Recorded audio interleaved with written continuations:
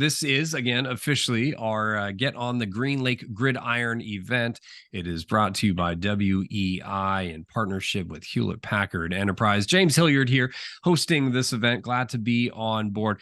Really high level, the first 30 minutes kind of tech talk, and we'll focus on really the new approaches out there to hybrid cloud, things that are driving security out there, driving innovation, transformation of companies. Those are all ideas and concepts that you're dealing with on a regular basis. Joe, as I do turn things over to you, I think this is relevant. I recently had a chance to meet up with one of WEI's customers.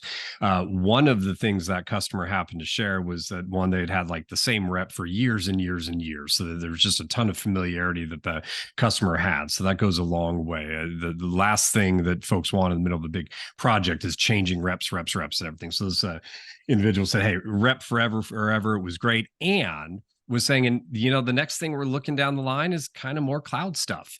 And we're looking for that guidance from WEI. And so I think that's apropos into this part of the conversation about cloud. And cloud really has changed a lot over the many years. We're not doing a primer on cloud. People understand cloud computing, but there are some changes. And there are companies now that are looking at, hey, we did some cloud stuff. Now we need to pull some back. We need more flexibility. There was some rigidity in cloud offerings back in the day, early on, that didn't serve people as well. So a lot of people are looking for that guidance now from the WEIs of the world and from HPE. So with that, let me kind of turn things over to you and take some time to talk about where we find things now. And hey, I see a little verbiage on the screen that I predicted I might see. Yes, you do. You indeed see the Intel logo. We're very proud of that partnership that we have. And thank you so much, Evan and James, for the awesome intro. Obviously being the GreenLake Chief Technologist or the acting CTO for our North America private and hybrid cloud business, I would like to say that, we've seen a thing or two about cloud because we've designed a thing or two, right? And we can use, there's so many great lines we can use in this business, but when it comes to partnership with Intel, that goes all the way back to the original Wintel pack, right? That was the Windows or Microsoft, Intel, and Compaq partnership that has then turned into, an acquisition from HPE and now Hewlett-Packard Enterprise being that enterprise side of the former HP.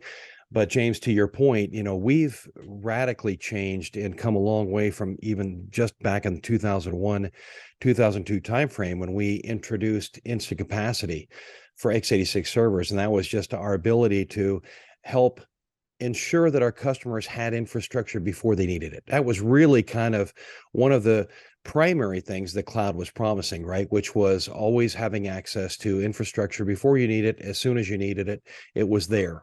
And at the earliest days back in 01, we simply kept the boxes on site for certain customers and they were able to rack and stack them.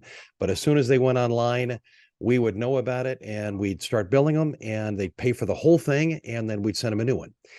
And, that's not cloud, right? And even cloud today, having everything up in a public entity whose location you don't necessarily get to dictate is becoming a problem. It's very problematic, in fact, when it comes to, just staying within compliance for the new regulations, right? When it comes to NIST and CIS regulations and general data protection or privacy regulations, it dictates that information needs to stay within the state for any residents of any state, that data for that resident, the personal information, has to stay co-resident within that state physically, geographically. We'll get to that.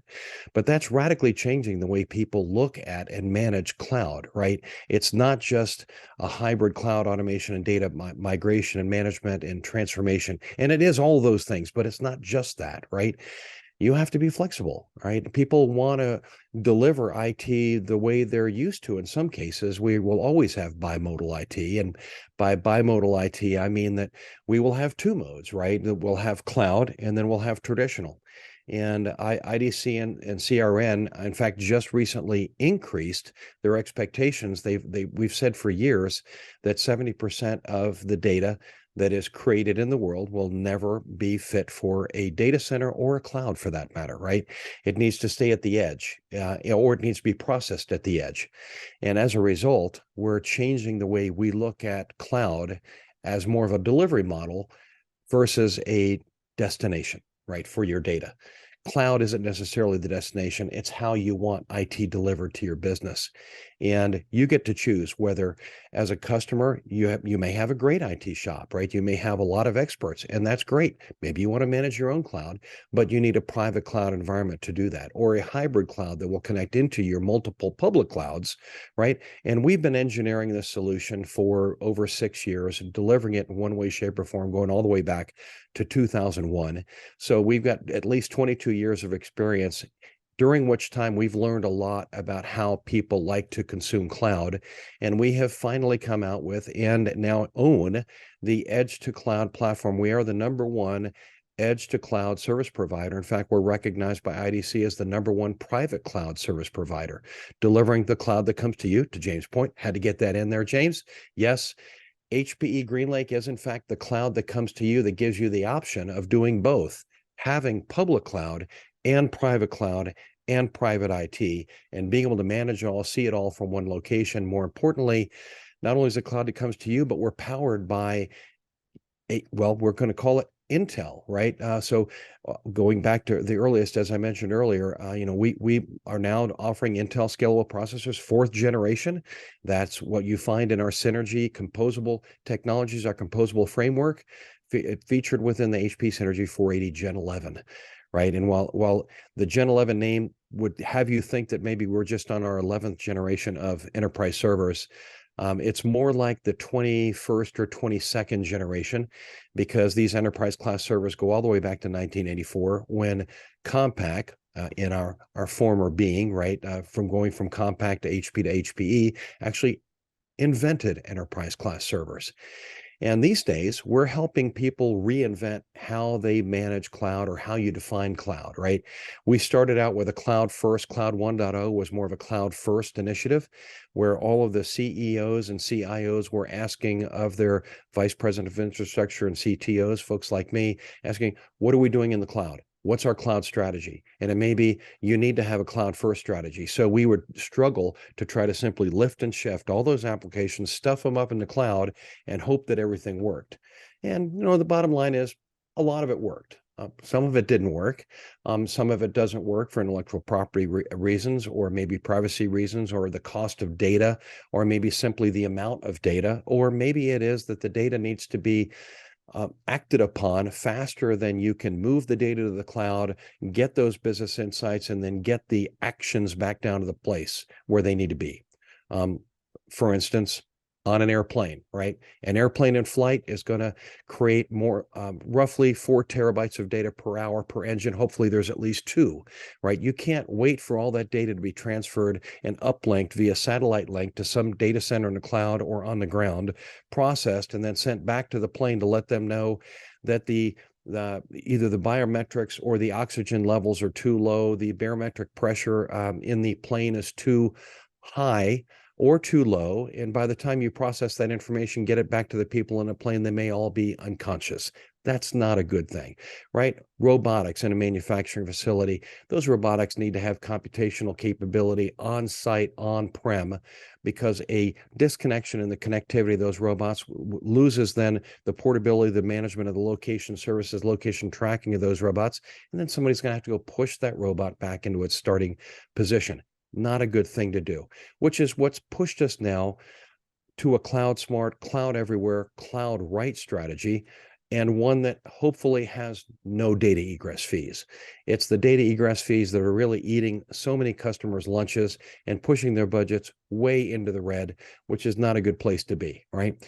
And again, this is a very mature hybrid cloud solution from HPE GreenLake with many, many partners in the ecosystem. I'm only showing a small spattering of some of the partners we've partnered with in delivering our private and hybrid cloud solutions within the HPE GreenLake portfolio. Understand that every one of these manufacturers is supported and can be included within our HPE GreenLake hybrid cloud delivery model, right? And we understand it's not an all HPE Green world out there, right? We can also include automation, management, and capability integration of, say, Dell or EMC or whatever, NetApp. All those other things need to be connected. They need to be managed, and they need to be managed together as one. And that's where HPE and WEI really separate ourselves. The WEI partnership, one of the reasons why they were identified as Partner of the Year is because their ability to do that integration. You need a third-party product. They can source it for you. They can integrate it for you within their facility or on-prem within this private cloud environment, and then help manage it for you or simply manage it for you, right? That's the strength of that partnership that we have with WEI. And when you look at the shared responsibility delivery model that's depicted on the screen, you see that there are so many things that can be delivered by WEI all the way up to the top of the stack and to the bottom of the stack, right? Originally, basically anything with the orange or amber dashed line can be WEI delivered. And some of that can be customer managed or customer delivered, right? We're not dictating exactly how you want to do it because everybody wants to cloud differently or manage cloud and have a cloud experience differently. As you look at the service features and the responsibility model over on the left, this cloud management platform that launches everything else can include the guest OS, can include the hypervisor, or it doesn't have to. Maybe it stops at the infrastructure layer. You get to decide where that is. And when we're talking about football, maybe it's fourth down, 2 yards to go. You make the call, right? You decide where that cloud service delivery model, that shared service delivery model is cut off, right? And it takes over. Now, you may be wondering, okay, Joe, so it all sounds well and good, but how is this going to save me money from buying infrastructure 3 years at a time? Well, so let me explain that real quickly. Let's take this purple jagged line as your actual IT demand curve. As the business grows, your IT demand grows, and then maybe it settles down and drops a little. Then it grows a little more. Then it settles back down and it grows a little more, right? Nobody's IT demand scales linearly in a nice, clean diagonal line. Now, for those that are still buying infrastructure 3 or 5 years at a time, I say, thank you. I love you. I want to send you a personal Christmas card. Please send me your email. I'm not kidding, because you're buying more infrastructure than you need, right? And we thank you for that, but we think that there's better things you could do with your capital. Right. And there's maybe more projects you'd like to do with some of that cash or some of that capital. So instead of locking in that capital, waiting and buying 3 years and waiting for 2.5 years for the demand curve to cross the available resource line, we create a buffer that is 10 to 20% more than what your demand is at any point in time. And we stay ahead of that demand, right? Allowing you to pay for only what you use, right? There are insurance companies that customize car insurance, so you pay for only what you need. And that particular insurance company is also an HPE GreenLake customer, paying for only what they use in infrastructure, because we keep this buffer that stays ahead of your demand at all times. We're not tying up that capital and forcing you to basically hold that capital hostage within the infrastructure that you're writing down before you even get a chance to use it. And by the way, this spot right here where the purple jaggedy line demand curve has exceeded the available resources, we call this an OSM moment. For the VP of infrastructure, the CIO, it's an oh shit moment, okay? Where unfortunately the IT department can no longer deliver to the demands of the business, right? The available resource has been exceeded by demand, and that doesn't happen with HPE GreenLake with our additional buffer. Always staying ahead of your demand, giving you capacity ahead of demand, and helping you save your capital. Now, you may say, okay, Joe, that sounds too good to be true. What's in it for you? It sounds like you're giving me free infrastructure. And to a certain degree, we are, but there is a minimum commit level, right? Above which you can have variable usage, and you pay for only what you use above this minimum commit level. Just like within all the cloud service providers, they have a reserve or minimum commit level. So do we. We try to make sure that we always are keeping that within the barriers of what you actually need. It's not too far below, right? And it's not too high either, because otherwise we're wasting infrastructure. So we're always working with you to make sure that we're staying within that sweet spot of delivering you 80% of the infrastructure that we're putting on your prem, delivering you a private cloud on your facility or in the colo service provider of your choice, so that you get to choose where that private cloud gets implemented, and it's going to connect up to your multiple public cloud instances. We can even house and run Google Anthos private cloud on and in GreenLake. We can own and run Microsoft Azure Stack private cloud on and in GreenLake as well. We can extend to Amazon cloud resources from HPE GreenLake. More importantly, we give you visibility to all of that via our GreenLake cloud platform that is our launching pad for all of our cloud services. We have the ability to give you role-based reporting and usage analytics portal that allows you to look at how much resources you're utilizing, not just in your HPE GreenLake cloud, but also in your Azure cloud, your Amazon cloud, your Google cloud, and whatever other VMware cloud or other cloud that you may have. We can integrate those all into this usage analytics, consumption analytics portal. We also have role-based customized views so that you have a CFO view that can always look at how much spending you're using, where's the cash being spent, your IT operations looking at availability, available resources, and uptime reporting at any given point, a DevOps utilization view so that they can quickly spin up VMs, but only within the realm and responsibilities of what their security dictates they're allowed to do, right? So you only give people a usage-based view of what they're allowed to see. We're not forcing people to look at or accidentally have control over resources they shouldn't be able to view. And we keep everyone legal. There's even a legal view, right? If you want assistance with compliance, we can even deliver you IT compliance. And speaking of compliance, it's really important to understand the recent changes in IT compliance. We have a pointer here to the U.S. State Privacy Legislation Tracker. This is a PDF. You'll get a copy of this for anyone that would like it. I get a copy of this entire deck in PDF format. You can click on this link. It'll take you out to the live view of all the states that have passed these most recent GDPR PII regulations, complicating, I think, compliance. It's really a data tax, plain and simple, right? With California being the first one to pass it. When California passed this way back in 2019, it went into effect January 1st, 2020. So this isn't a new thing. For the folks in California should be well aware of these, but what you didn't realize is that there's 11 other states that have already passed these laws, and there's 4 more that'll be passing it this year. Even Texas has gotten on board, which means that if you're a company that has customers in multiple states, you need to be cognizant of the fact that the personal information for those states' citizens now will need to be able to be retained, maintained, and stored and processed within those states. Now, stored is the important thing, that the personal information is stored within those states. That doesn't mean you can't access it from other states. You can, and we can help you with that, right? HPE and WEI can help you change 3 lines of code using our Emerald Data Fabric to access that data no matter where it resides, no matter what cloud or private platform it may reside in or what format it's in, to give you access to that data so that it can be processed as close to its logical edge as makes sense.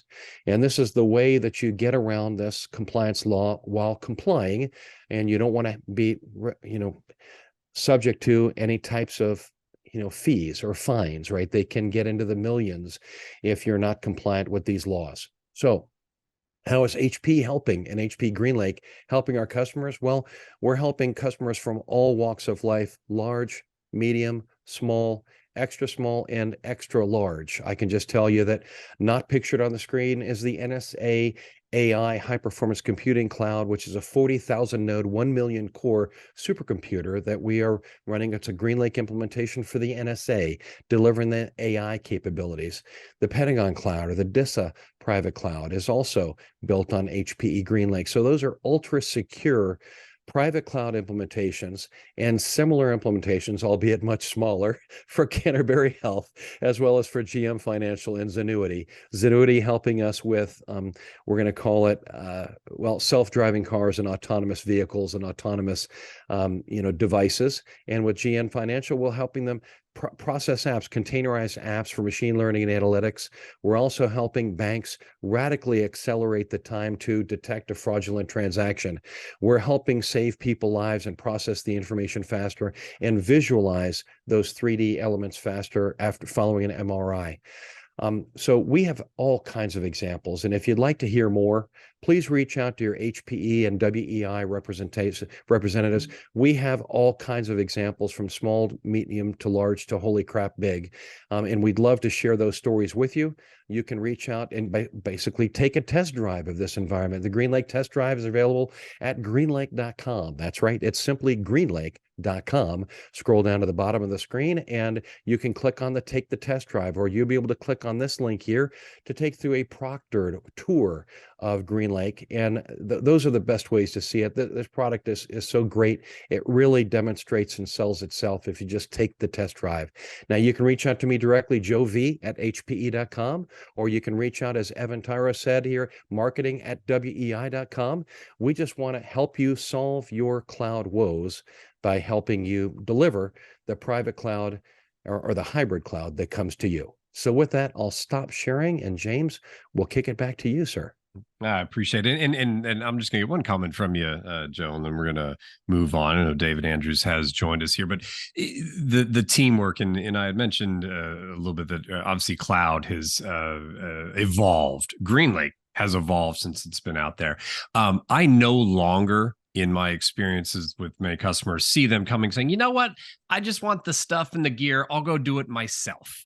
That's just not where we live right now. The idea of the partnership and the teamwork and people bringing their specific expertise is important. And that's, and I know it's important to you as you know, the office there, the CTO for HPE. It's something that you all live and breathe in that office. And that's why you also specifically work with the types of partners that can bring those expertise. Just talk briefly again, just about your commitment to that idea and philosophy of teamwork. Oh, absolutely. And you know, I mean, I look at teamwork first and foremost. We couldn't do this without partners like WEI, right? Folks don't realize it. And Hewlett Packard Enterprise and Hewlett Packard, sure, we've been around since 1939, and it's a well-known brand, but we can't do this alone, right? We are 70% partner delivered. We rely on our partners for every day-to-day relationship. And, you know, I thank you, Evan, for the partnership that we have. We've done so many things together with WEI. It just makes life easy knowing that you have someone behind you in case you fail. It's kind of like Aaron Rodgers last night. You know, I mean, who knew that he was going to get injured in the fourth down of the entire game, right? And that team had to rally around Aaron. They didn't fail, right? In fact, they rallied. They stepped up, right? The second string quarterback, who was the first string last year, stepped up, and he delivered on a brand new game plan that he wasn't even that familiar with, because it was really Aaron's game plan, right? But the defense stepped up, and they really did an incredible job. And we rely on WEI to do the same kind of things day in, day out for us. So thanks for that. I appreciate it, Joe. And we'll hear from Evan a bit later on towards the end of the program as well. We'll continue chatting a little bit about teamwork. Perfect setup, though, for David Andrews. Again, folks, he is our special guest here for the next 45 minutes or so. He's the team captain and the center for the New England Patriots. I know the WEI team based out of Salem there.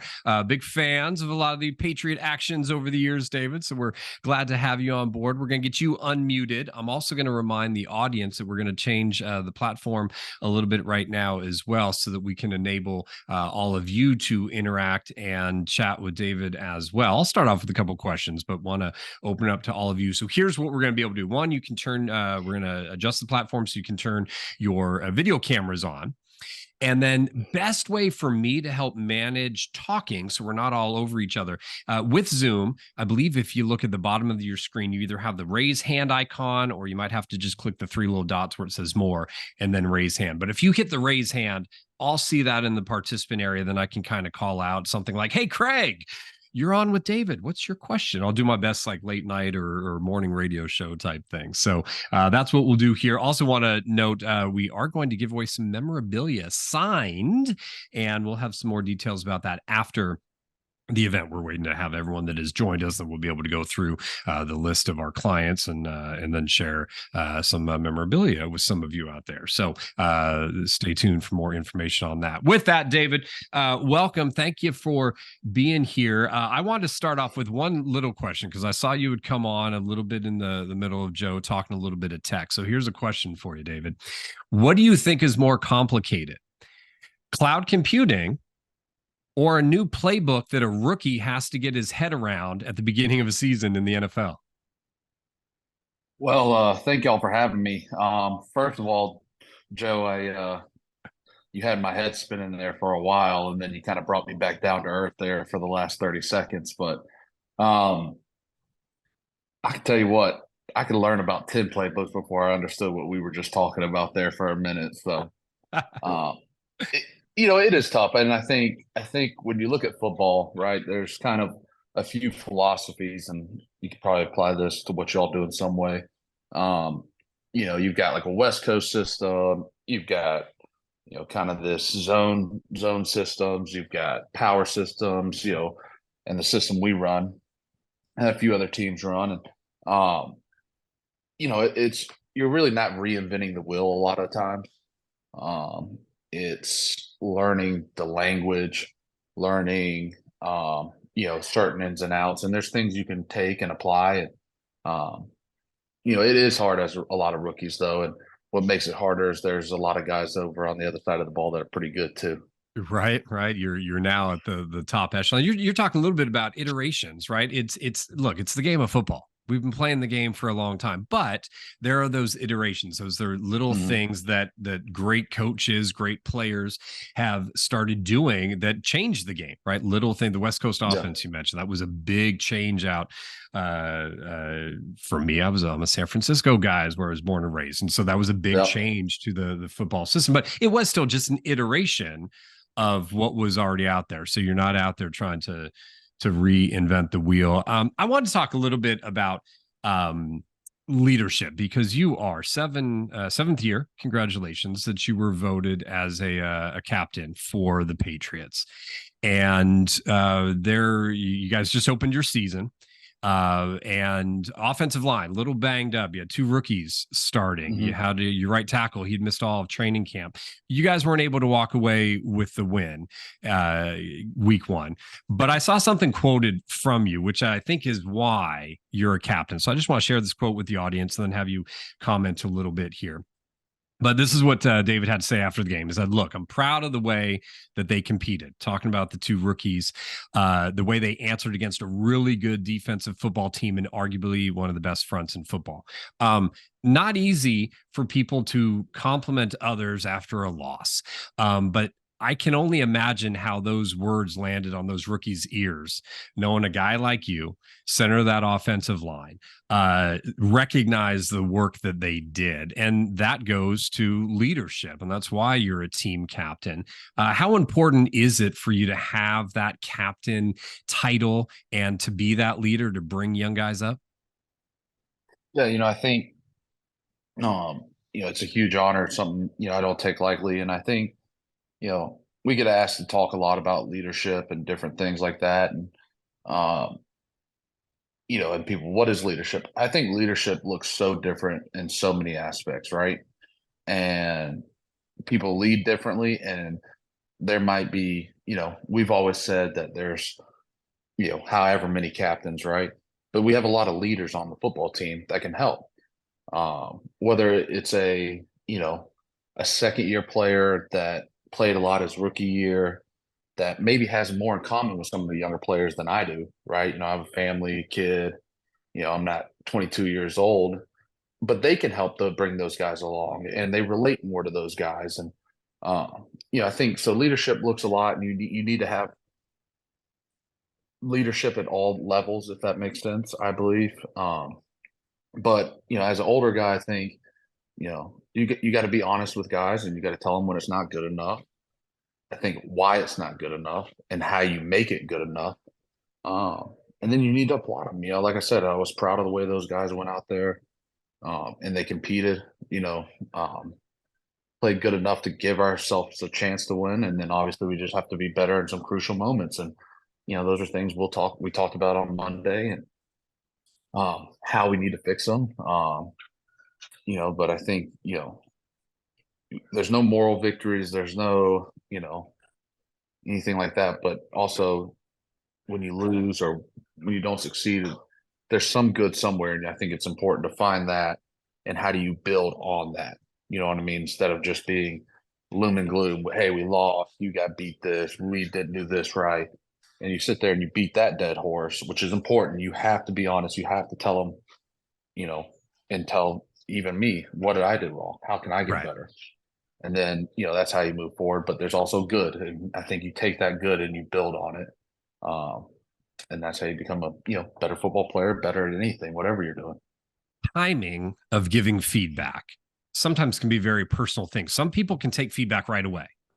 And some people need to either blow off some of that steam or go in and just maybe they even know what they need to work, but they need to kind of work through that and then approach. How do you go about understanding when to approach a teammate with some good, hard, honest truths?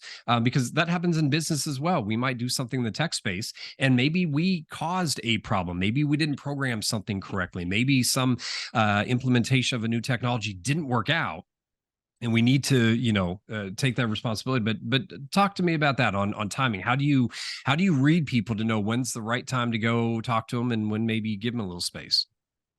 Yeah, I think one, that's knowing your teammates, right? And that's part of becoming a leader. That's part of being a captain is knowing how guys respond. And I think, look, I sometimes don't do it the right way. There was a play, I think last week, guy did something right and it fired. I mean, just in the middle of it, it fired me up. I was so excited, and he thought I was mad at him. And I think I was like, no, because I was yelling his name and I was trying to tell him how good what he did, how good that was, and that and I think part of that's just how I was raised, how I was brought up, and how people treated me in the league, and when it's good, let them know it. Let them know. Be excited for them, right? Because they've put in a lot of hard work, and I think that's more the time to be excited versus you never want to disrespect somebody.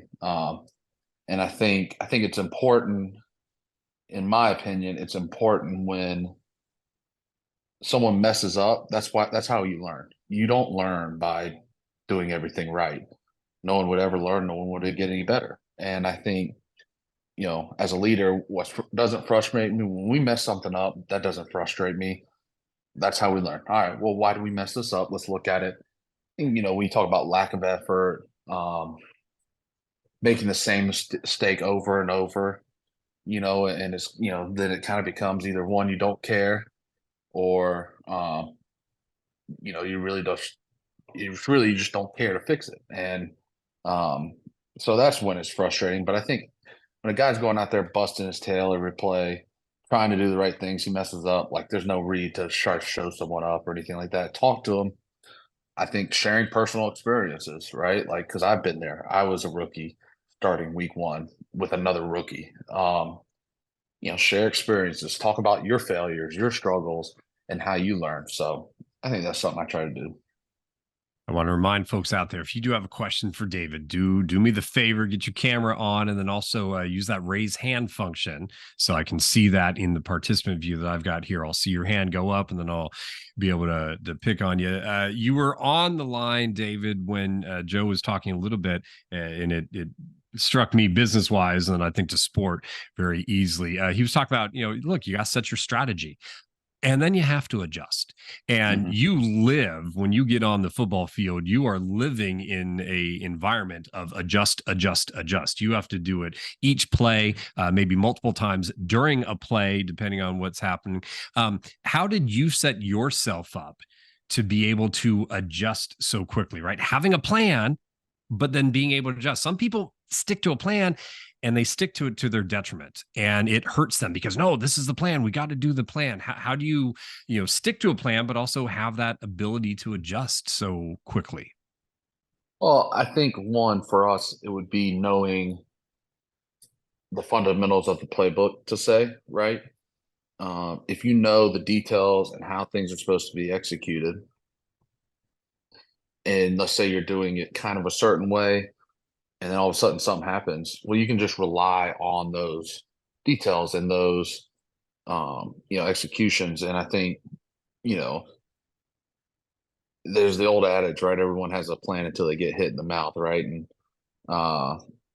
that's kind of figurative. I mean, figurative in some aspects, literal for us. And, I think in the NFL, we talk to the young guys a lot, and just overall, you get beat with a blitz, now it's on film.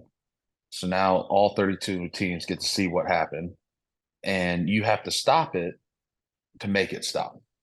Until you stop it, it will not stop. So, I think having film, being able to watch yourself from, that kind of disconnected view of the film, seeing different things you can adjust. We have these iPads on the sidelines. I'm sure you've seen some of those go flying during the game, but you can kind of see some of the plays and see what's happening and adjust. And I think, if the coach, you have good coaches, good people, and good players that can sit there and see what the defense is doing and adjust it within the system. I think that's really important. And that was something, we talked about Sunday, like, hey, no one has to do anything special here. We were down 16-0. Like, no one has to do anything special. Let's play within the system. One play at a time. Like, you can't score 16 points in football in one play. Let's score whatever it is first. Touchdown, field. Let's just get points, and then we'll go from the next drive, and then we'll go back, and then we'll keep going. And don't worry about the score. Let's just play. So I think that's something we try to do. Something I believe in. And I think in life you got to be flexible, and especially we have a 2-year-old, and we had a lot of plans, and you learn very quickly that the 2-year-old does not care about your plans and what time he's going to eat, when he's going to eat, when he's going. It's just you got to be flexible, and you got to roll with the flow. And if something goes bad, control what you can control and just keep moving forward. I just rolled over the 3 teenagers threshold in my life. It does get a little bit better. You get a little more control, but then there's a whole lot of different control that you lose once later. So that's just a little preview for you. Let's get to Steve. Steve LeClaire, we got you out there. Looks like the video now. Just make sure you unmute that line. And as soon as I see that's unmuted, then go ahead and let us know what your question is for. You're not hearing us, Steve? I was letting him unmute. Yeah, his line is muted. Let's see if I can unmute. So I'll send him a little ask to unmute item. And if not, Steve, there you go. Looks like it's unmuted. There we go. Yeah. You got me? What's your question for David? Hey, David, how you doing? Hey, Good, question. Steve, how are you? I'm doing great. So yes, you're on a team. There's multiple captains. Can you talk about that? How that interaction happens on the Patriots team? Between the captains? Yeah. Well, I think, there's 3 phases of the game, right? Offense, defense, special teams, obviously. So, Slater's our special teams captain. He kind of really handles that side of the ball. He's also our veteran leader. I mean, he's been doing it the longest, things like that. So he provides a great insight. He's seen a lot of things, been on a lot of different teams.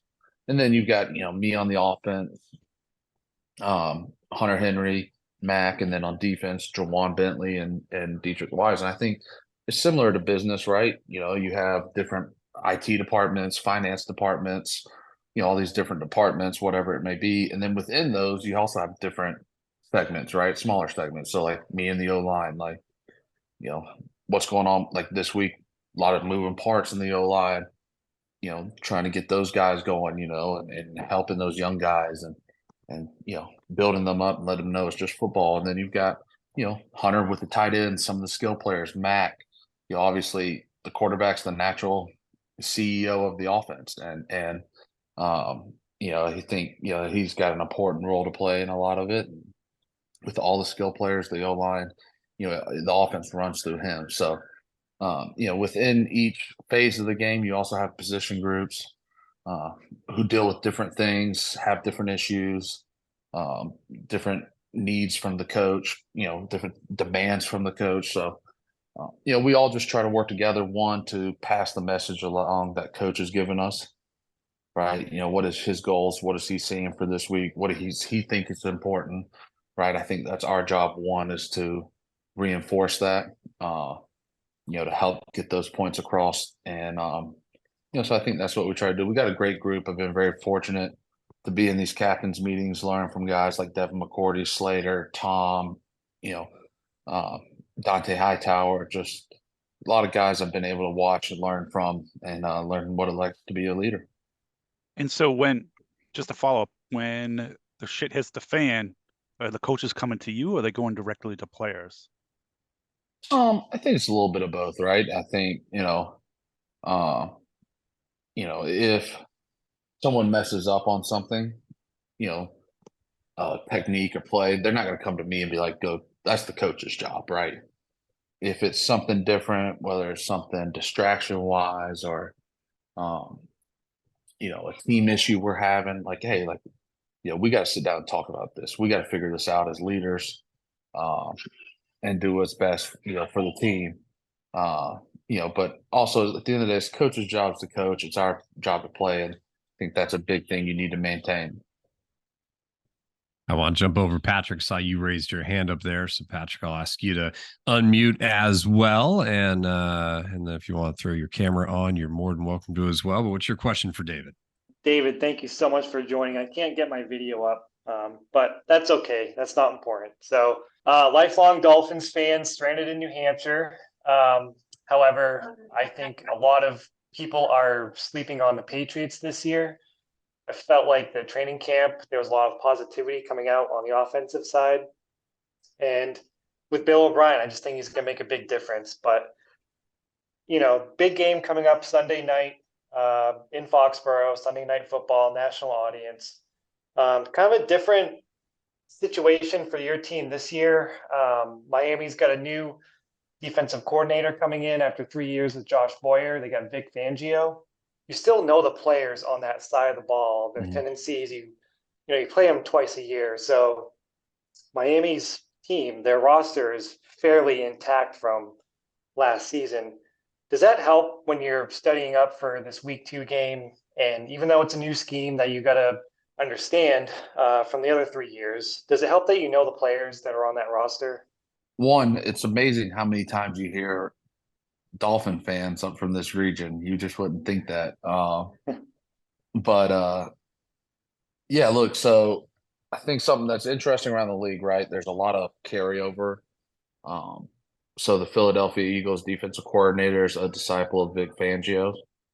Now, that doesn't mean it's the exact same, but some of the base principles, kind of like we were talking about earlier from, the different styles of offenses, are carryover. Same with the defensive coordinator in Green Bay is kind of a Fangio disciple. Now, they all do different things, use their players differently. And obviously Vic's been around, played him when he was coaching at Denver. He's a great coach and has done a lot. So there's a lot of carryover you can use from different games, if that makes sense. Schematically, obviously he's got different players in Miami, different skill sets. I think that's a good, quality of a good coach is kind of being like, this is what I like to do. Now let's take a roster and see what their strengths are and how that matches up with what we want to try to do, and maybe not making a player do something different than what they're really good at. So Vic does a really good job of that. He's a great coach. I think their roster, like you said, it's very similar. I think Jalen Ramsey's on IR right now, right? I believe, with a knee injury, but yeah, it's a very similar roster. Not a lot of turnovers. Really good front. With Chubb added, late last year, it'll be a big challenge. And I think, when you play a team like Miami that's really explosive on offense, obviously we saw that last week, and with that kind of threat of Hill and Jalen Waddle, what they can do. So I think offensively, and you don't want to do this any time, but last week we had the pick 6 and a turnover, the fumble on the next drive. That makes it really hard on the defense, especially when you're giving away points, when they're have to tall challenge of stopping that kind of offense. So that's something we have to do a better job of offensively to help our defense out. And I think our defense will have a good plan. Like I said, they played Tyreek Hill, last year, like you said, and years in Kansas City a few times. So, it's always a tough challenge stopping really good players, unfortunately. And you guys do have a really good roster. So, I think there is some carryover. It is a little bit easier to prepare when you know what you're going to see out of the players that they have, because you play them twice a year. It's not like I'm sitting here today studying what does this player do really well, what does this player do really well. I know that. I played them a bunch of times in my career. It's more of how they're using them now, if that makes sense.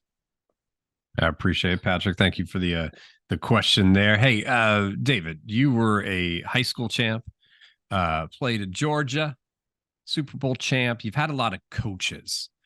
Are Are there one or two when someone says to you, either the word coach, is there a face or two that comes to mind that will always be that coach of yours, that coach that had some of the biggest influence on you, coaching, and the coaches that have impacted you? Who's top of the list?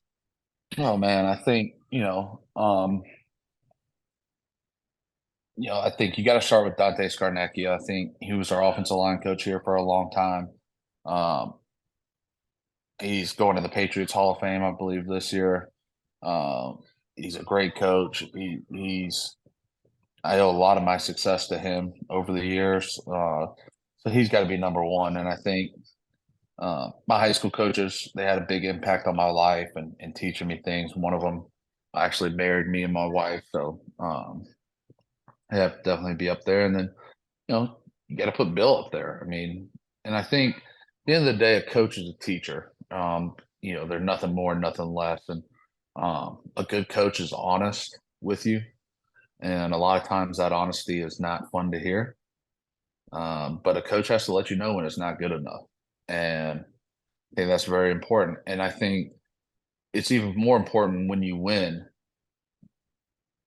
Just because you won, it wasn't perfect. So, keeping that mindset, that mentality, that drive, I think is super important. And as a coach, that's what they have to do. And, Dante we'd win Super Bowls. And the first day we would be back in April, he was putting up that Super Bowl and he was letting you have it for what you messed up.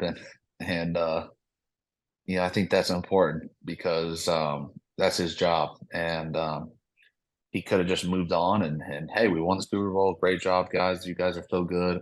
The rest of the world was telling us that it's his job to bring it back down to earth and coach us and tell us what we did wrong, tell us what we did good, tell us what we can do better and what we have to do better the next year to be at that level.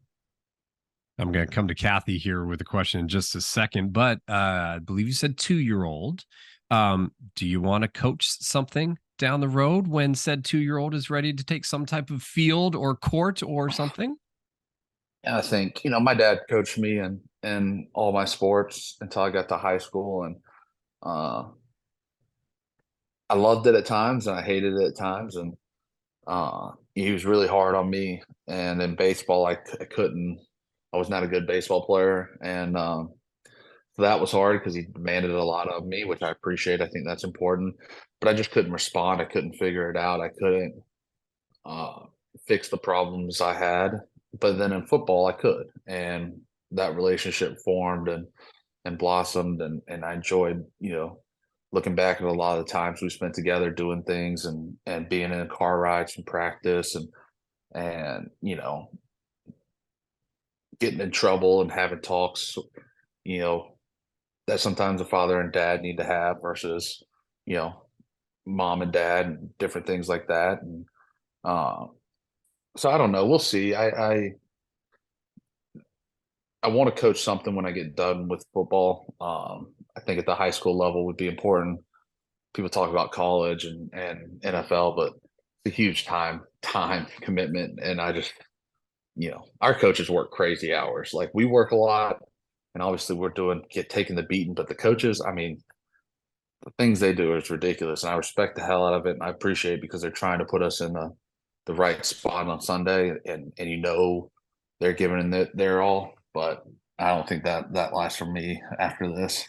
I hear you. Hey, you said something about those car rides. I've been coaching all my kids baseball and soccer, and my daughter just got her driver's license, and so now she's driving to practice and home, and I'm missing the 20 minutes there and the 20 minutes back because we would talk about everything besides soccer. It was just a way to connect, and so I just resonated with me out there. That was one of my favorites of coaching is just being around and all that. So appreciate that. Kathy, you said you had a question out there. She hit me in chat. So Kathy, if you want to unmute your line there, then we'll try and get you on here to ask a question of David. And I see the line's unmuted, so go for it. Hello. Hi, David. Thank you for doing this for us. It's really great to get to meet you. I just want to ask, how was the energy on Sunday? I feel like with Tom Brady family and all that stuff in the stadium, it seemed like a really great place to be. Unfortunately, I wasn't there, nor was anybody that I knew, but it looked like a really fun day. Yeah, I think my wife obviously was there and got to see some of the festivities. As a player, especially, I think for a few of us, there's not many of us, believe it or not, that played significant time with Tom, hanging around. So I think as a player that was, a part of those years and a lot of the success, it was kind of an interesting time, because it's like, you're trying to focus on a game, but also someone, super important to you, and that's afforded a lot to us, is getting honored, and you're kind of in this weird limbo of like, I wish I could be a part of this, but I got my game going on that's really important. So I haven't watched the whole halftime thing yet. I've seen a clip or two, and obviously him running out on the field. My wife said she got emotional watching the halftime speech. So, I think it is interesting though, because you look around that locker room and there's 6 of us that really played significant amount of time, maybe that, with them. So, it's very interesting, so, because it doesn't seem that long ago, but it was, whatever it was 4 years ago. So, I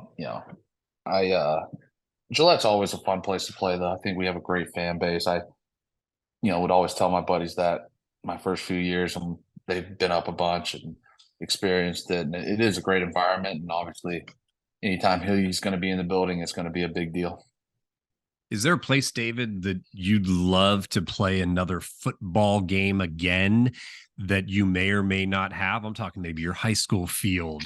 Was there a college environment that you loved? Or maybe it's the antithesis, a place that you never want to visit again and you're tired of and never want to see that field? If I never see the University of Tennessee's field again in my life, I'll be okay. I hate that place. It's terrible. Georgia boy. Yeah. Sorry if there's any volunteers out there, but man, that song, if you don't know, they sing the song, Good Old Rocky Top, woo, and the whole stadium just goes nuts. And we hear the song. Yeah, when we play Tennessee that whole week, if you go in the football facility, it's over the PA system. All practice, it's over the PA system. Yeah, I can't stand Tennessee, with all due respect. What about places you want to play again? Some place that maybe you want to make sure that you get back to. I think, I played in Green Bay this summer, and then obviously last year. And as someone that loves football and is appreciative of the game, I mean, that's kind of football heaven, in my opinion. And it's so much history. You walk out on that field, and it kind of hits you, and that's a super special place to play, I think. And I mean, you see a lot of these stadiums, right, that are getting built, SoFi, and I think the Bears are about to do a new stadium. Yep. And they're masterpieces. Don't get me wrong; like, they're amazing, they're beautiful, they're awesome. The locker rooms are big, and for visiting teams, and it's amazing. But there's something about walking down the little tunnel into Green Bay and places like that make it special. I think it goes for a lot of us fans too. Those stadiums. I'm a big baseball fan and guy, so going to Wrigley, right? Yeah. For the first Fenway. time walking into Fenway. I mean, those are just places that it has that tradition and holds their tradition. I also see on your shirt. Is that a Masters shirt? Yeah, I'm big. How's your golf game? Terrible. I don't play golf. I'm kind of a weird person. I really enjoy watching golf, and I hate to play it. Okay.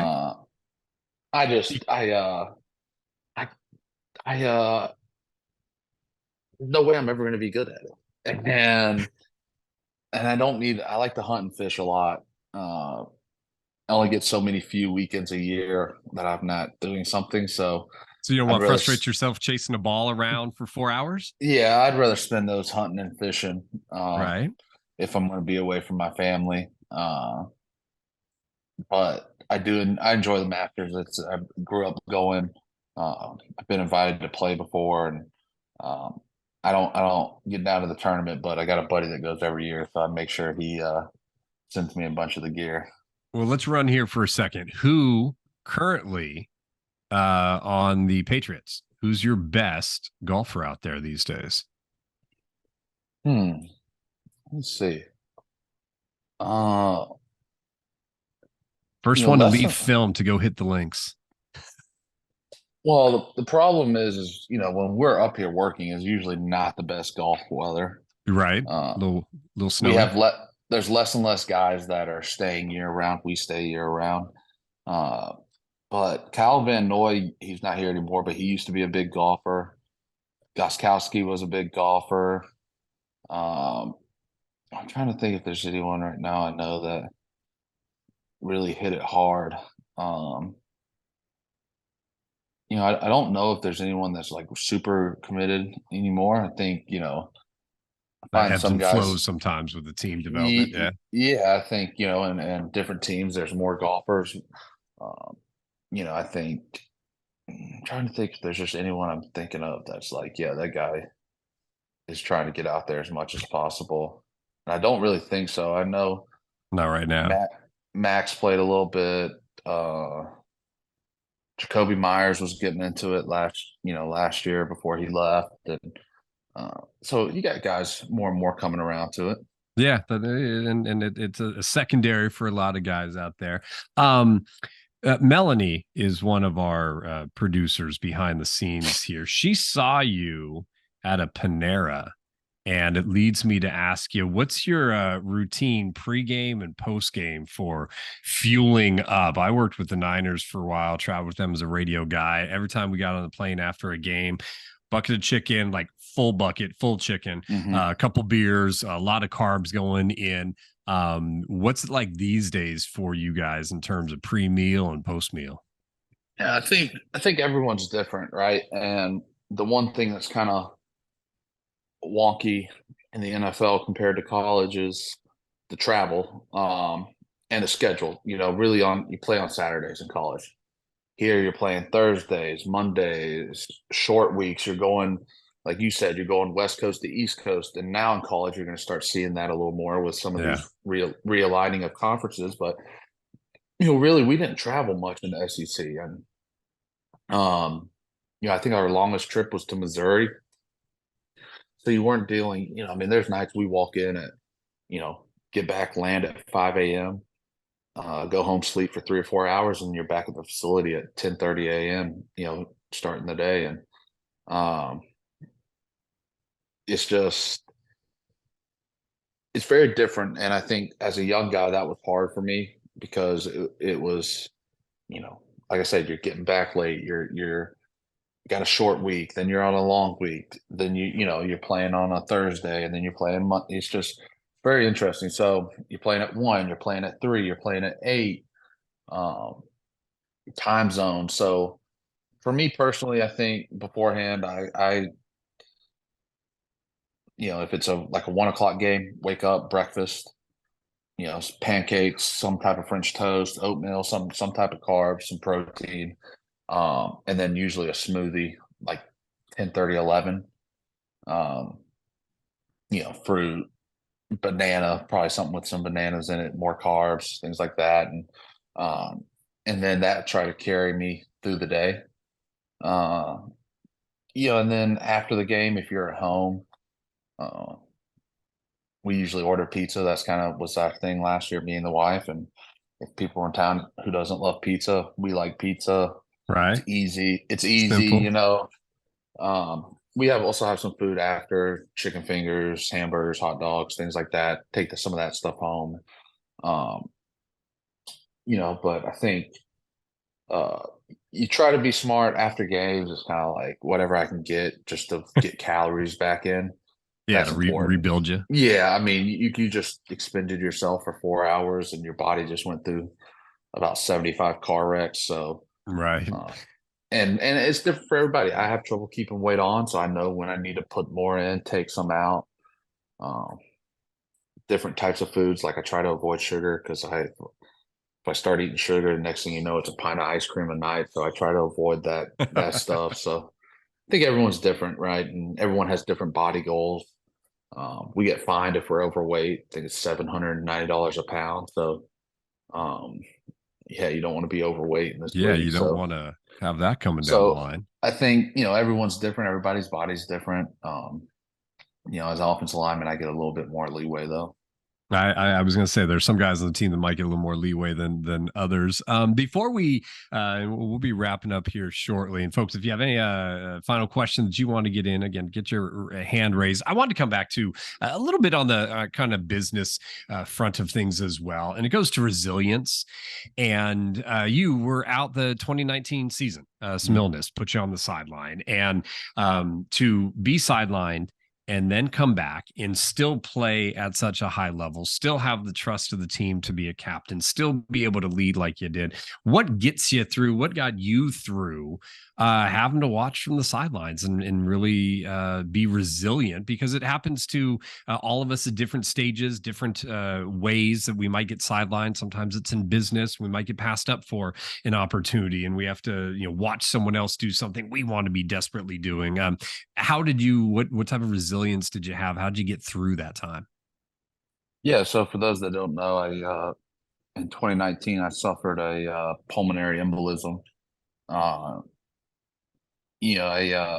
We didn't know why or how it happened. I came into training camp, was coughing up blood, thought it was something. I was practicing, trying to make it through, and just couldn't catch my breath, was struggling, still coughing up a lot of blood. And I actually made it about 3 or 4 weeks in training camp. And one night my wife was like, "You got to go see a doctor tomorrow. Like, you sound terrible. You're wheezing." And I went in, saw a doctor. They were like, "All right, we'll go to MGH, see the lung specialist." And went up to MGH, and my wife actually had left that day to go to New York with one of her best friends for a couple days, and went into MGH and ended up not leaving that night. Was in the hospital for about 5 days. But yeah, it was an interesting time. I was pretty fortunate. I hadn't had really any big injuries. I was relatively young, and now I was dealing with something that was a little bit different. It wasn't a torn ACL. It wasn't shoulder surgery or pulled hamstring, whatever. A lot of football injuries. It was more of a life injury, and didn't know what that was going to look like if I would play again. We didn't know what had caused my blood clots at the time, so I was getting tested for cancers, all kind of different things. There's so many different things that blood clots are linked to, and since we didn't know where it came from, that was a big thing. So that was concerning. Is it just this blood clot and we'll get over this, or something else a lot more serious going on? And I was very fortunate that it was just a kind of freak accident, and and it was tough, and then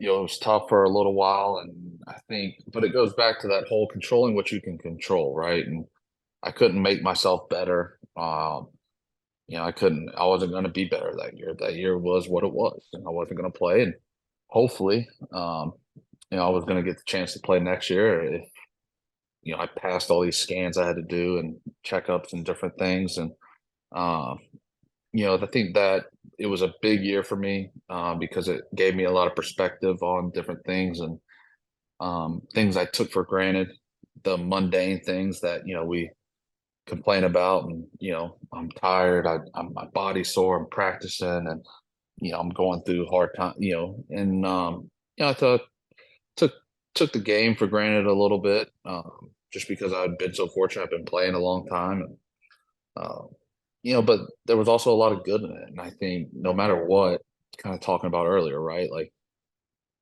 we lost Sunday. All right, there's a lot of bad. There's a lot we can clean up, but there was a lot of good. And I got to spend a lot of time with my wife, and we got to do a lot of things we don't usually get to do during football season. And, she sacrifices she gets to do a lot, but she sacrifices a lot of things with me and time with me, because every weekend we're in a hotel, we're away, no matter home or away. So, it's not like on, the weekends we get to go do family things. I'm working all weekend, and I think that's tough, for them. And so we got to do a lot of things, because I wasn't working on the weekends, and I enjoyed a lot of that, and spending time with her, and, getting to enjoy things we don't usually get to enjoy. And then trusting a different football-wise, team. You had to trust the team than the doctors and yeah, folks to really help you through something, a different type of team members, right? yeah. And but I was still involved a lot. And I think sometimes you got to look at things, all right, I can't do this, but what can I do? What can I do? And instead of sitting around moping and being sad and be like, I can't play, I can't do anything. Well, I kind of shifted my role that year. I helped in meetings. I led the offensive line coach, Dante, at the time, was good enough to let me lead a pass rush meeting every week. So I looked at what they did on third down, got to make cut ups, what I thought was important for us, points I wanted to make. He let me be involved in things like that. I went to practice every day. I didn't practice. I stood around. I helped out with what I could, and was another set of eyes. And I think that's just a big thing, right? During adversity, you really have one or two options. You can sit there and feel sorry for yourself, or you can take it, look at it. What can I do? Right? I didn't get this position. I didn't get this job offer, whatever it may be. That's fine. Now, what can I do to make myself better? What can I do in spite of that? And I think that was, something I tried to do. And I think it's really important, in all aspects of life, marriage, raising kids, friendships, everything is what can I do? All right. And what can I control? And I couldn't control my health. That was the doctors, and that was my body just healing itself. And so I think that's a big thing, is finding what you can do and not what you can't do. I love it. I love it. And I think it's a great place to almost end. I do have to pass this on. Remember Patrick, who you spoke to earlier? He was the Dolphins fan. Yes. He's a Volunteers fan as well. That's where we're going to end it. I feel bad for him, because those are two tough franchises to, cheer for. But I don't know. I thought last year Tennessee might, you guys beat Alabama, Patrick. That was good. But, when those Bulldogs come to town, it's always tough. Yeah. Well, we appreciate it, David. Thank you for your time here today. We're going to hang with the crew and wrap things up, but appreciate you joining us, some insights into business and football and life as well. Appreciate you sharing your story, sir. Thanks, guys. Thank y'all for having me.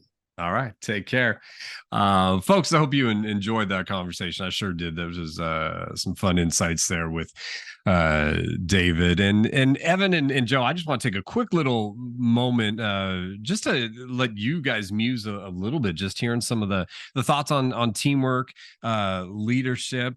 Joe, life. I mean, I saw you smiling and nodding there.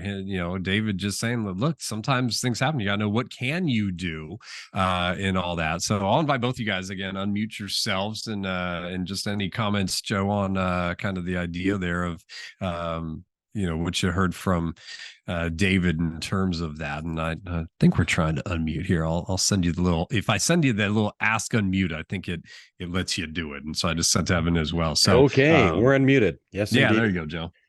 Yeah, no, absolutely. I mean, I think everything, and I love the stories, especially, the stories and the love for Georgia. Since I've lived here in Georgia for 30 years, grew up disliking the University of Georgia since I'm a Kentucky boy, another SEC team that used to not play much football, but now does. And turns out, who knew? Georgia has a great college out there in Athens and a fabulous football program, as we all know. But yeah, it's all about teamwork, right? And I love everything that he said. When one team or one, let's just say, defensive lineman or offensive lineman or maybe even quarterback, fails, it's just like when a server fails.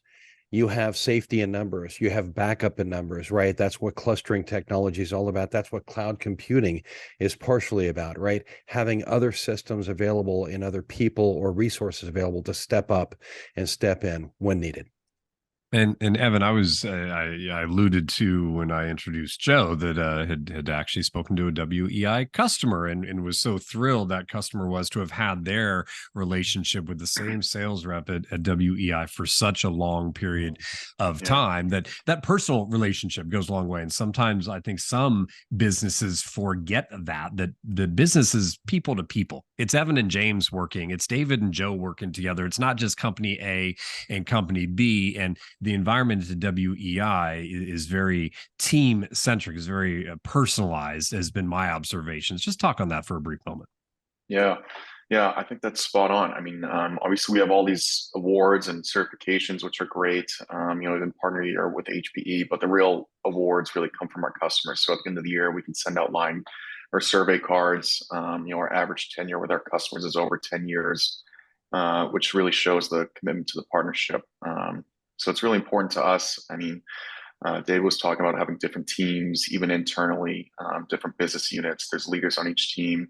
You got to leverage those partnerships, and not just internally, but obviously with HPE as well. But we try to be an extension of every team that we're involved with, and just having that open line of communication, which is really important. There's a few different selling techniques, and I think everybody on our team really hones in on one, which is building that relationship and continuing to just be that security guard for them, that first call that they make, to get the solutions that they need.